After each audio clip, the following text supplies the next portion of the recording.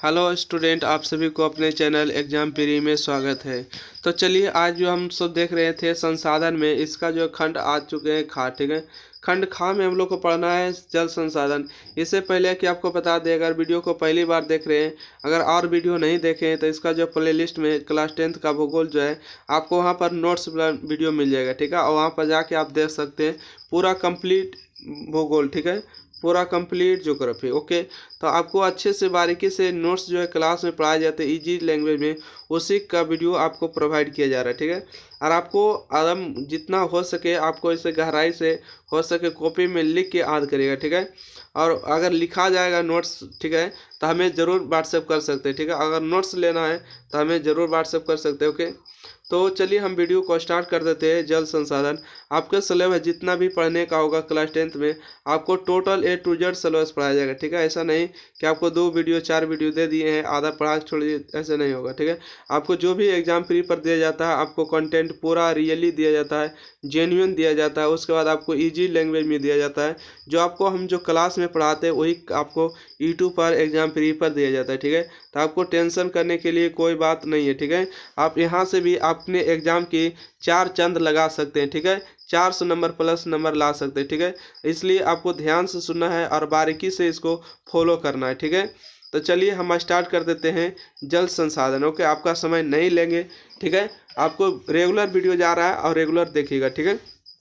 अब वीडियो को शेयर कर दीजिएगा, लाइक नहीं किए लाइक करिएगा, सब्सक्राइब के नहीं किए तो इसका काम आपको करना है, सब्सक्राइब करना, ठीक है। आगे देखते हैं जल संसाधन। ये आपको बहुत इंपॉर्टेंट होता है, क्योंकि हम सब जल के बिना जीवित नहीं रह सकते, ये तो हम सबको भी पता है ना।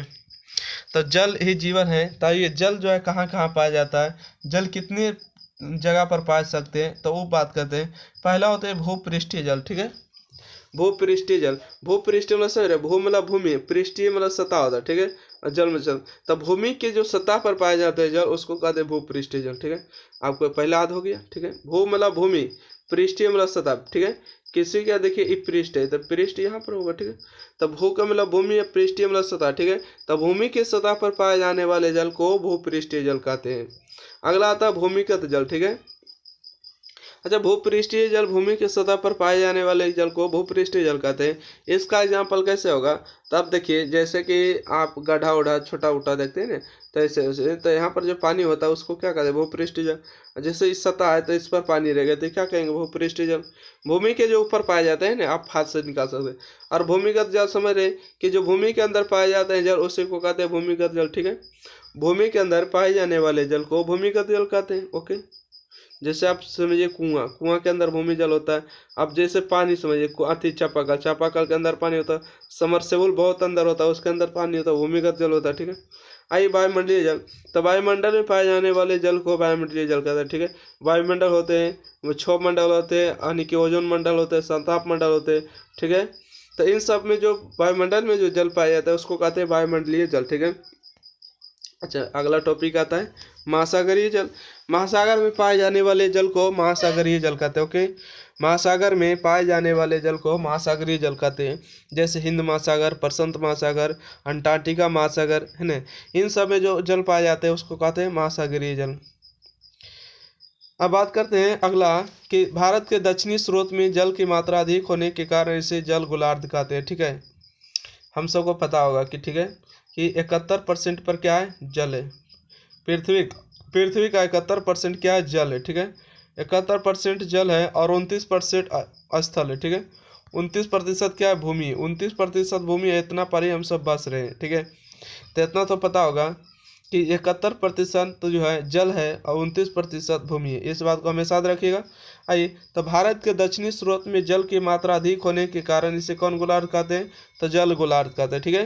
भारत के दक्षिणी स्रोत में जल की मात्रा अधिक होने के कारण इसे जल गोलार्ध कहते हैं। अब भारत के उत्तरी स्रोत में स्थल की मात्रा अधिक पाए जाते हैं, जिसके कारण से स्थलीय गोलार्ध कहते हैं, ठीक है। उम्मीद है समझ गए होंगे कि जो दक्षिणी स्रोत में है जल की मात्रा अधिक होता है उसे जल गोलार्ध कहते हैं, और भारत के उत्तरी स्रोत में स्थल की मात्रा अधिक है इसलिए इसे स्थलीय गोलार्ध कहते हैं, ठीक है। चलिए आगे बात करते हैं कि मनुष्य को सीमित मात्रा में जल का उपयोग करना चाहिए। अगर किसी तरह लगातार जल का विनाश करता रहा तो 2025 आते आते पानी समाप्त हो जाएगा। ठीक है, अब ऐसा नहीं है। आप देख रहे हैं जमीन का स्तर का जो लेवल है, पानी नीचे जा रहा है। ठीक है, तो इसलिए आपको जो है पानी का लिमिटेशन में उपयोग करना है। ठीक है, मनुष्य को जो है सीमित मात्रा में जल का उपयोग करना चाहिए। अगर किसी तरह लगातार जल का विनाश करते रहा तो आगे आने वाले भविष्य में जो है पानी को पीने के लिए मिलेगा नहीं। ठीक है, चलिए नेक्स्ट बढ़ते हैं। देखिए, बहुउद्देशीय परियोजना आपके एग्जाम में बहुत बार पूछे जाते हैं। ठीक है, कि बहुउद्देशीय परियोजना किसे कहते हैं और क्या है। ठीक है, बहुउद्देशीय परियोजना, बहुउद्देशीय समझ रहे, बहुउद्देशीय, बहु मतलब बहुत से उद्देश्य है। ठीक है, जिसका उद्देश्य एक नहीं बहुत से है। ठीक है, उसे कहेंगे बहुउद्देशीय परियोजना। वैसी परियोजना जिसके माध्यम से बहुत सारे उद्देश्य को पूरा किए जाते हैं उसे कहते हैं बहुउद्देशीय परियोजना। ठीक है, अभी और होगा थोड़ा सा। ठीक है, तो 1 मिनट थोड़ा सा चलते हैं, रुकिएगा। ठीक है, तो बहुउद्देशीय परियोजना क्या होती है? वैसी परियोजना जिससे बहुत सारे उद्देश्य को पूरा किया जा सके उसे बहुउद्देशीय परियोजना कहते हैं। ठीक है, देखिए जब परियोजना कोई बना दिया जाता है तो इसको से लाभ क्या क्या होता है। ठीक है, बहुउद्देशीय परियोजना से लाभ क्या क्या होता है? देखिए, परियोजना के माध्यम से पहले नंबर विद्युत का उत्पादन किया जाता है। ठीक है, परियोजना का पहला उद्देश्य होता है कि विद्युत का उत्पादन करना। ठीक है, ऐसे जो अचड़ा कचड़ा हो सकता है वो तो फ्री में हो जाएगा। ठीक है, परियोजना का प्रथम उद्देश्य होता है कि विद्युत का उत्पादन का। उसके बाद अच्छा, परियोजना जहाँ रहेगा तो इसके माध्यम से किसका सिंचाई होगा? कृषि का सिंचाई होगा। ठीक है, अच्छा, कृषि का सिंचाई होगा, पानी रहेगा तो मछली का भी पालन होगा। ठीक है, मछली का क्या हो जाएगा? पालन हो जाएगा। ओके, तो आप समझ गए बहुउद्देशीय परियोजना क्या होती है? वैसी परियोजना जिससे बहुत सारे उद्देश्य को पूरा किया जाता है उसे बहुउद्देशीय परियोजना कहते हैं। बहुउद्देशीय परियोजना जो होते हैं, परियोजना के माध्यम से विद्युत का उत्पादन होता है, कृषि सिंचाई होता है, मछली पालन होता है, इसके बाद और भी होता है, पर्यटन का कार्य होता है। ठीक है, ये देखिए पर्यटन सही नहीं लिखा हुआ, पर्यटन का कार्य होता है। ठीक है, पर्यटन ऐसे लिखिएगा, पर्यटन। ठीक है, रुकिएगा, पर्यटन, पर्यटन। ठीक है, पर्यटन का आने का मतलब हुआ जो विदेश देश विदेश में घूमने के लिए आते हैं, देखने के लिए आते हैं, तो वहाँ पर देखने के लिए आएंगे तो क्या फ्री में आएंगे? नहीं नहीं, पैसा भी लगेगा, टिकट लगेगा। तो परियोजना के माध्यम से पर्यटन का कार्य होता है। और पशु पक्षी पीने के लिए क्या होता है? पानी भी मिल जाता है। ठीक है, पशु पक्षी पीने के लिए क्या मिल जाते हैं? पानी मिल जाते हैं। अच्छा, परियोजना के इतना लाभ है तो हानि भी तो कुछ होगा ना। परियोजना के लाभ है तो कुछ हानि भी होगा, जहाँ पर जिसका फायदा होता होता उसका नुकसान भी होता है। जैसे परियोजना के आसपास जो भूकंप पानी की समस्या होता है। ठीक है, क्यों होता है? क्योंकि पानी जो है ना 12 मास होता है। ठीक है, 12 महीना जो होता है पानी वहाँ से समाप्त नहीं होता। ठीक है, इसलिए परियोजना के जो आसपास होती है भूकंप पानी की हमेशा समस्या बनी रहती है। इसके बाद क्या होता है? पेड़ पौधे जो है ना विनाश हो जाते हैं, क्योंकि पेड़ पौधे ज़्यादा भी पानी रहेगा तो पेड़ पौधे क्या हो जाएगा? समाप्त हो जाएंगे। ठीक है, तो आप समझ गए। आप बात करते हैं कि जल संरक्षण। ठीक है, जल संरक्षण क्या है? तो देखिए, जल को प्रदूषित होने से बचाना ही जल संरक्षण कहलाता है। देखिए, इसके अलावा आप बात करें जल संरक्षण के, तो जल संरक्षण आप बहुत तरीका से कर सकते हैं। ठीक है, जल का संरक्षण, पहला नंबर जल को प्रदूषित होने से बचाना। उसके बाद नदी हो, तालाब हो, सबको सुरक्षित बांध कर जल को रखना चाहिए। ठीक है, नदी तालाब सुरक्षित, जितना भी जल हो सबको सुरक्षित बांध कर रखना चाहिए। ठीक है, अब आगे देखते हैं।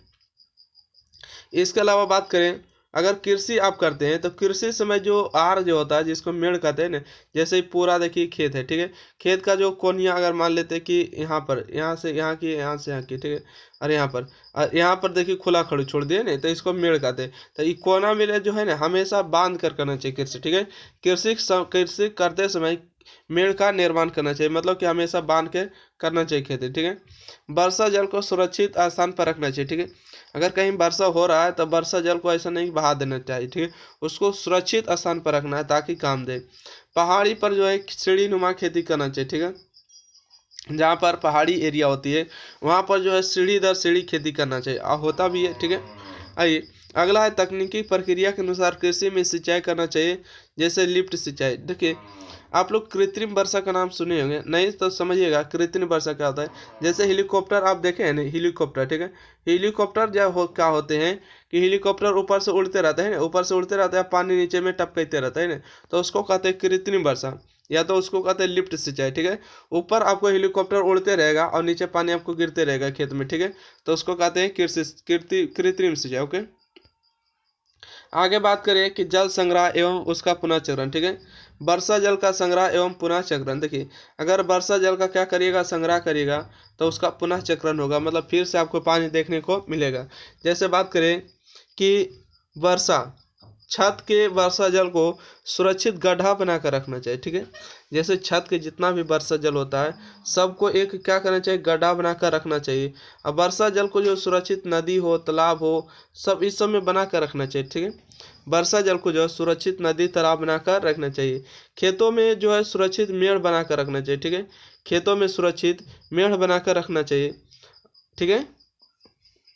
तो देखिए अगर वर्षा जल को सुरक्षित अगर गड्ढा बना कर रखेगा तो उसका वाष्पन होगा, और वाष्पन होगा तो ऊपर जाएगा, तो ऊपर जाएगा तो फिर से बारिश होगा, ठीक है। अगर नदी तालाब को सुरक्षित अगर बांध कर रखेगा तो फिर से क्या होगा, ऊपर जाएगा। ऊपर जाने के बाद आपकी जो आवश्यकता होगा ले लीजिएगा, ऐसा बात नहीं कि नहीं लेना है। उसके बाद जो ऊपर वाष्पित होकर जाएगा फिर वर्षा बादल बनेगा, फिर बारिश होगा, ठीक है। इसी तरह से मेड़ में वही, ठीक है। आइए अंतर्राष्ट्रीय जल विवाद क्या है, मतलब पूरे विश्व लेवल पर यानी कि जल का विवाद का कारण क्या है, ठीक है। अंतर्राष्ट्रीय जल विवाद के क्या कारण है आपके एग्जाम में पूछे गए, ठीक है। अंतर्राष्ट्रीय जल विवाद के कारण, देखिए अंतर्राष्ट्रीय जल विवाद कैसे होता है आप ही समझिए कि जब पानी की मात्रा कम आता है तो पहले राज्य जो है, ये एक राज्य हुआ है ना, पहले राज्य दूसरे राज्य में जल को जाने नहीं देता है, ठीक है। कहता नहीं रे हमारे पास पानी नहीं है, हम पिएंगे, वो डिब्बा डुब्बा सब झोला बोरा में रख लेता है ना। अब बताइए कि जब पानी की मात्रा कम हुआ तब पहले राज्य वाला दूसरे राज्य में जाने नहीं देता, इसके कारण से कहेगा रे पनिया पर इसी का हक है, हमको भी हक है, चलो इसको मारने लगता है, जिसके कारण से लड़ाई हो जाता है। सोचिए हो गया कि नहीं। और सोचिए अगर पानी की मात्रा ज़्यादा आता है, ठीक है, जब पानी की मात्रा कम आएगा तो पहला राज्य वाला जो है ना, पहला गांव वाला, पहला देश वाला खुला खड़ू छोड़ देगा या पर काट देगा, हाय ले ये वाला गांव में बाढ़ हो जाएगा, जिसके कारण से कहेगा रे पनिया ना आया बोले तो हमको जो है बांध कर रखता था, और पनिया जब ज़्यादा आ गया तो खुला खड़ छोड़ देगा, पानी आ रहा है पानी आ रहा है, लो पानी आ गया, इसको क्या करेगा, बहा देगा, जिसके कारण से भी विवाद हो जाता है, समझ गए। तो अंतर्राष्ट्रीय जल विवाद होने का यही कारण है, जब पानी की मात्रा कम आता है तो पहले राज्य वाला जल जो दूसरे राज्य में जाने के लिए नहीं देता है, जिसके कारण से दूसरे राज्य में जो है सुखाड़ की समस्या हो जाती है, ठीक है। अब पता ही पानी की जब पानी की मात्रा जाने नहीं देगा तो क्या हो जाएगा, सुखाड़ की समस्या हो जाती है, जिसके कारण से विवाद हो जाता है, ठीक है। अब देखिएगा जब पानी की मात्रा अधिक आती है, ठीक है, जब पानी की मात्रा अधिक आती है तो पहले राज्य वाला जल जो है दूसरे राज्य में जाने के लिए छोड़ देता है, जिसके कारण से दूसरे राज्य में क्या चीज़ समस्या हो जाती है, बाढ़ की समस्या हो जाती है। ओके, तो उम्मीद है कि आप समझ गए होंगे कि अंतर्राष्ट्रीय जल विवाद क्या है, ठीक है। अंतर्राष्ट्रीय जल विवाद समझ गए, जब एक राज्य से होकर अनेक राज्य में जल बहती है तो कम पानी आने पर पहले राज्य वाले दूसरे राज्य में जाने नहीं देता है, जिसके कारण जो है जल विवाद होता है, ठीक है। जब पानी अधिक मात्रा में आता है तो पहले राज्य दूसरे राज्य में जो है पानी जाने देता है, जिसके कारण से दूसरे राज्य में बाढ़ की समस्या आ जाती है, ठीक है, जिसके कारण से अंतर्राष्ट्रीय जल विवाद होता है। ओके, चलिए तो चैप्टर नंबर जो है 3 जो है अगला पार्ट में देखेंगे, ठीक है।